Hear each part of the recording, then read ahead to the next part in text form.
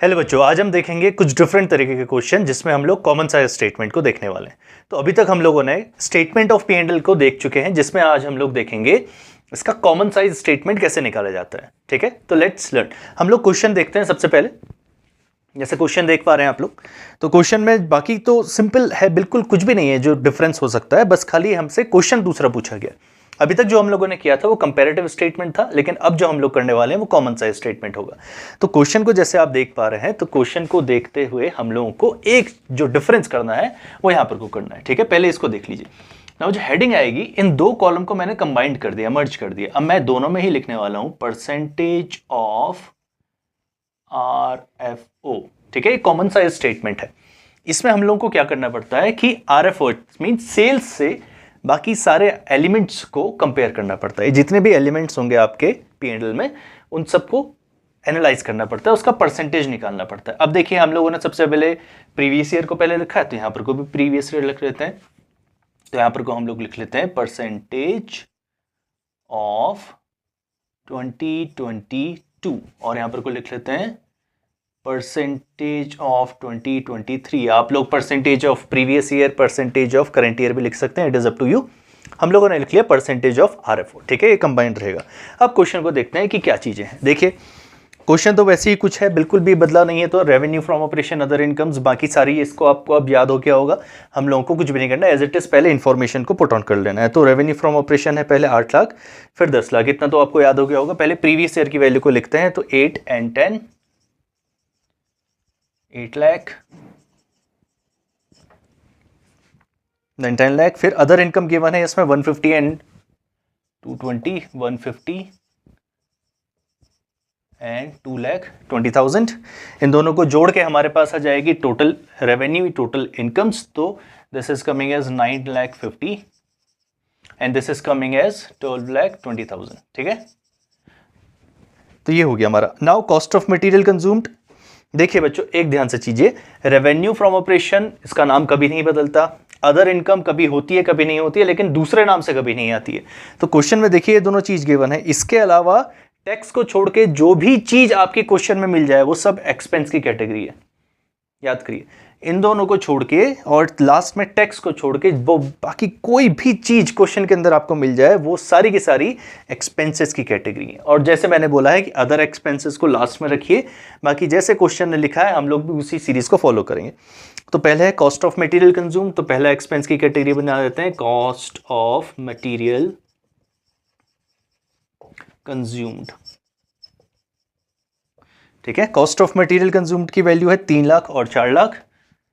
तो पहले 3 लाख लिखेंगे, फिर लिखेंगे करंट ईयर की वैल्यू। ठीक है, उसके बाद है आपका change in inventory of finished good and work in progress. ठीक है, तो हम लोग लिख लेते हैं change in inventory of finished good and work in progress. ठीक है, इसकी वैल्यू है हमारे पास 1 लाख और 2 lakh.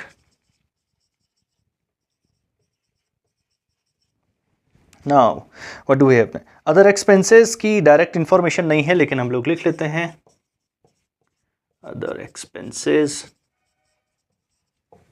Other expenses are given 10% of the RFO, so 10% of the RFO is 80,000। ठीक है, और 15% for the current year, that is 1,50,000। ठीक है, अब इतना तो आप लोगों को समझ में आ गया होगा, क्योंकि बाकी कुछ नहीं है, इन्फॉर्मेशन है और डायरेक्टली ही गिवन है, बस थोड़ी सी कैलकुलेट करनी है। टैक्स निकालने से पहले हम लोगों को चाहिए होगा टोटल एक्सपेंसेस, तो 3 4 दैट इज 4,80,000 एंड हेयर 4 5 6 7, तो 7,50,000। ठीक है, अब निकालने का क्या बेसिक था हमारे पास, हमको थोड़ा सी कैलकुलेशन करनी पड़ेगी। तो total incomes minus total expenses, this is 950 minus 480 equals to 470। ठीक है, तो हमारे पास आ गया 4,70,000। यहां देख लेते हैं 1220 minus 750, it is coming as 470। तो दोनों ही बराबर आ रहा है, ये भी 4,70,000, ये भी 4,70,000, ठीक है। Now the tax rate for this particular question is 30% for both the years.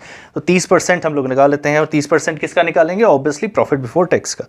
तो 4,70,000 multiply by 30%, it is coming as 141,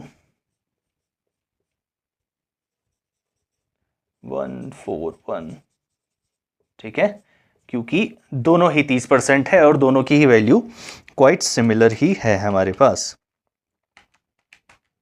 yes, now हमको क्या करना है कि इसमें से टैक्स को माइनस कर देना है, और जो वैल्यू बचेगी वो हमारा आंसर होगा। तो 4,70,000 minus 141, it is coming as 329। दोनों ही साल के लिए कॉमन वैल्यू आ रही है, तो बहुत ही आसान हो गया हम लोगों के लिए, ठीक है। तो हम लोगों ने अभी तक क्या किया, पूरा स्ट्रक्चर बना के ये चीजें रिकॉर्ड कर ली। हाँ, तो बच्चों देखते हैं कि अब हमारे पास क्या डिफरेंट है कंपैरेटिव से कॉमन साइज जाने में। तो बच्चों दोनों में डिफरेंस क्या है, comparative analysis is a horizontal analysis. तो हम लोग क्या करते हैं कि इसमें से इसको निकालेंगे, फिर डिफरेंट करके उसकी वैल्यू निकाली जाती है। लेकिन common size is somehow vertical analysis. अब हम लोग हर बार इसको हर एलिमेंट से कंपेयर करेंगे, ठीक है। लाइक देखो, 8 लाख को पहले 1.5 लाख से कंपेयर किया जाएगा, 8 लाख को पहले 8 लाख से खुद से कंपेयर किया जाएगा, फिर इसको इससे कंपेयर किया जाएगा, फिर 3 लाख से, फिर 1 लाख से। तो हम लोग करके देखते हैं और वैल्यूज हमारी अपने आप निकलती रहेंगी। तो हमको हमेशा सेल्स को, आरएफ को डिनोमिनेटर में रखना होता है, ठीक है। तो यहाँ पर को 8 lakh is divided by 8 lakh multiply by 100, तो वैल्यू कितनी आ जाएगी, इट इज कमिंग एज 100%। तो हम लोग कितना लिखेंगे, 100%, ठीक है। ये क्लियर हुआ। अब देखते हैं दूसरी चीज, हम लोग को क्या करना है, सेल्स को हमेशा डिनोमिनेटर में रखना है और वैल्यू का निकालना है। तो कितनी वैल्यू है यहाँ पर को, 1,50,000, 1.5 लाख को मल्टीप्लाई बाय 100 करके देखना है। तो 3 0 से 3 0 कैंसिल आउट हुआ हमारे पास, ये 2 0 से ये 2 0 भी चले गए। अब हम लोगों को सिर्फ 150 को 8 से डिवाइड कर देना है और हमारी वैल्यू आ जाएगी 18.75। तो कितनी परसेंट आ रही है, 18.75%, ठीक है। नाउ नेक्स्ट, ये वैल्यू को हटा देते हैं और देखते हैं कि नेक्स्ट वैल्यू क्या है। It is coming as 9,50,000। तो ठीक है, फिर वही 3 0 से ये 2 0 से कैंसिल आउट हुए। अब हमको क्या करना है कि 950 को डिवाइड करना है 8 से, तो 118.75 वैल्यू आ रही है, ठीक है। तो हम लोग लिख लेते हैं 118.75%, ठीक है। नाउ अब आपको आइडिया लग चुका है, अब आप लोग भी साथ साथ कर सकते हैं। क्या करना है, 3 लाख डिवाइडेड बाई 8, तो हम लोग सिंपली करेंगे 3 divided by 8 multiply by 100 equals to 37.5%। Again 1 divided by 8 multiply by 100 is 12.5%। Now 80,000 divided by 8 lakh multiply by 100 is 10%। तो वैल्यू कितनी आ जाएगी, 4,80,000 48। सो 4 lakh multiply by 100, it is coming as 60%, ठीक है। अब लास्ट हमारे पास बचा 4,70,000 58.75%। Next is 141 divided by, it is 17.62%। और last जो हमारे पास आ गया है 329 divided by multiply by 100 is 41.12, ठीक है। नाउ अब ये 41 आएगा कैसे, देखिए यहाँ पर ये तीनों जोड़ के हमारे पास 60 आ जाता है, लेकिन जब ये माइनस में है तो उसको भी माइनस करना पड़ेगा। तो 58 से सब माइनस करेंगे तो हमारे पास आंसर कहीं ना कहीं वैलिडेट हो भी जा रहा है हमारा, ठीक है।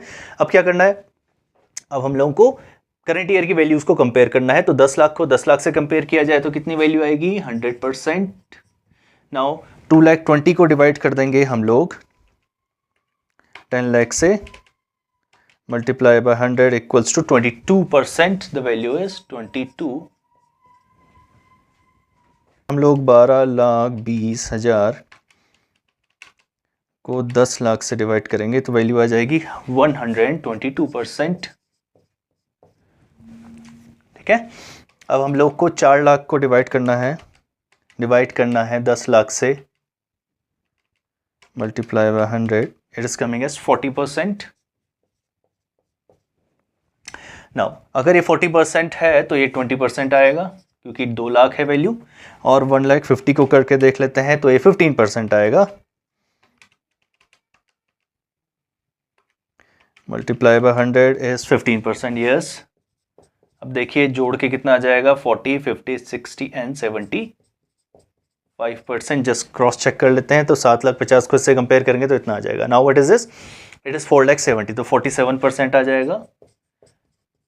ठीक है, और ये कितना है 14.1%, तो 14.1%, इसमें अगर इसको माइनस कर दिया जाए तो कितना आएगा, 47 minus 14.1, it is coming as 32.9%। तो आवर आंसर इज डन। देखिए कितना आसान था। तो हम लोगों को कुछ नहीं करना है, बस सेल से हर बार कंपेयर करते जाना, यही है आपका कॉमन साइज स्टेटमेंट। ठीक है, तो इस क्वेश्चन को आप नोट डाउन करिए। Now moving on to next question. तो नेक्स्ट क्वेश्चन आपकी स्क्रीन पर आ रहा है। अब देखिए कि इंफॉर्मेशन बिल्कुल वैसी ही है, इट इज क्वाइट सिमिलर, और इस बार आपको केवल 1 साल का डेटा गिवन है। देखिए, और जो क्वेश्चन है वो कहीं ना कहीं पैटर्न में दिख रहा होगा आपको कि ये सारी चीज़ें गिवन है, हमको आरएफओ गिवन है, अदर इनकम्स, टोटल रेवेन्यू भी निकाल के गिवन है। हम लोगों को सिंपली कुछ भी नहीं करना। देखिए कभी कभी क्वेश्चन इतने आसान आ जाते हैं, एक्सपेंसेस है, सारी वैल्यूज़ भी निकाल के दे रखी है, टैक्स तक निकल के गिवन कर रखा है। हमको क्या करना है, सिर्फ 1 साल के लिए इसको वैल्यूज़ को कंपेयर करना है। तो हम लोग क्या करेंगे, what we are going to do is 20, जो भी हमारे पास 23 का डेटा है, तो हम लोग क्या करते हैं कि इसको हम लोग रब कर देते हैं। तो मैंने यहाँ पर को सब कुछ रब कर दिया है और हम लोगों को ज़्यादा बनाने की जरूरत भी नहीं है। बल्कि यहाँ पर को लिखेंगे 31 मार्च 2023, ये हमारे पास एब्सोल्यूट वैल्यूज़ हैं और ये हमारा परसेंटेज है। तो हम लोग क्या लिखेंगे, percentage of RFO, percentage of revenue from operation. ठीक है, इसमें 2 ही कॉलम बनेंगे। अब क्या क्या वैल्यूज़ गिवन है, 2 लाख है, उसके बाद 15 है, फिर 2,15,000 है। हम लोगों को कुछ नहीं करना, सिर्फ वैल्यूज़ को पुट ऑन करना है। 2 लाख है, उसके बाद अदर इनकम्स दे रखी हैं, तो हमारे पास टोटल इनकम भी कंप्यूट करके रखा हुआ है। एक्सपेंसेस की 3 कैटेगरी बनी है, cost of material consumed and other expenses. There are 2 things, तो cost of material consumed and other expenses, तो इसमें ये नहीं है तो उसको रब कर दिया जाएगा। ठीक है, तो other expenses and cost of material. Cost of material consumed है 1,10,000, अदर एक्सपेंसेस है हमारे पास 5,000, तो टोटल एक्सपेंसेस आ जाएंगे 1,15,000। ठीक है, अब इसमें से माइनस करेंगे तो हमारे पास जो आएगा, 2,15,000 में से 1,15,000 माइनस कर देंगे तो हमारे पास वैल्यू बचेगी 1,00,000। टैक्स की वैल्यू गिवन है 40,000, तो हम लोग माइनस कर देंगे 40,000, तो हमारे पास जो आंसर आएगा वो आएगा 60,000। नाउ अब हम लोगों को सिर्फ कैलकुलेशन करनी है और कुछ नहीं करना। ठीक है, तो 2 lakh will be compared by 2 lakh, जैसे हम लोगों को पता है, तो ये वैल्यू है 100%, ये तो हमेशा 100% आएगा। नाउ क्या करना है, 15,000 को कंपेयर करना है 2 लाख रुपए से। ठीक है, देखिए तो हमारे पास इसको कैसा है, तो हम लोग लिखेंगे 15,000 डिवाइडेड बाय 2 लाख। ऑल मैं कैलकुलेटर से कर रहा हूँ तो स्पीड अप हो जाए ताकि आपका ज़्यादा वीडियो लेंथ ना हो, लेकिन हम लोगों को हमेशा करना है क्या है, इट इज़ इसी तरीके से इसको करना है। तो वैल्यू आ जाएगी, कितना आ गया, 7.5। तो आंसर भी हमारे पास वही आ रहा है, तो इट इज़ कमिंग है 7.5%। ठीक है, नाउ दोनों को जोड़ देंगे तो कितना आ जाएगा, 107.5%। ठीक है, ये वैल्यू हम लोग इस तरह निकाल सकते हैं क्योंकि ये इतना ही आएगा। मैं आपको कैलकुलेटर में भी करके दिखा देता हूं, इट इज 107.5%। ठीक है, तो ये कंप्यूट करने की जरूरत नहीं है, टोटल्स को हम लोग वैसे निकाल सकते हैं। नाउ 110 कितनी वैल्यू है, तो एक बार करके देखते हैं क्या हम लोग इसको सिंपली कैलकुलेट कर पाएंगे या नहीं कर पाएंगे। 2 लाख, देखिए 3 0 से 3 0, 2 0 से 2 0 कैंसिल आउट हुआ, इसको करेंगे तो कितना आ जाएगा, 55%। ठीक है, नाउ 5,000 को करके देखते हैं। 5,000, इसमें 3 0 हैं, इसमें 5 हैं, तो 3 0 तो 5,000 से कट जाएंगे, 2 0 ये इसको काट देगा, तो कितना परसेंट आ जाएगा, 2.5%।